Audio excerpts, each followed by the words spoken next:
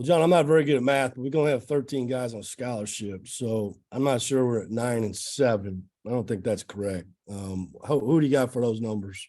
I just looked at the roster of 9 that's on the website, and then Lucy said there's 7, but those might be a couple walk-ons and all that. Yeah, that would take off the 3 of Kevin, Owen, and RJ. Okay. Yeah, those guys are awesome. So your question is Just what makes you so good at the roster turnover from year to year? We talked about junior college a little bit and stuff, but what maybe is the best thing you got going when you have to do that year after year? I mean, I think I'm not the only one that has to do it anymore. I mean, we all got to do it. There's very few teams that return a lot of players. I think John Shire did an unbelievable job this past spring getting his players to return. And that's great for our league, but I think we're all facing it. I think it comes down to number one thing is relationship.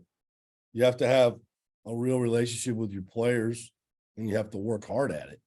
It can't be the old style where back in the old days when I played, maybe you just saw the coach only at practice, and if you had a problem, you got called to the office like the principal, but I just don't think it can be that way anymore. And so me and my staff work very hard to have a very personal relationship with our players, both on and off the court. And that starts with recruiting, but then it has to continue when they get here.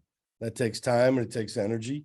It takes commitment from our families to welcome these young men into our families.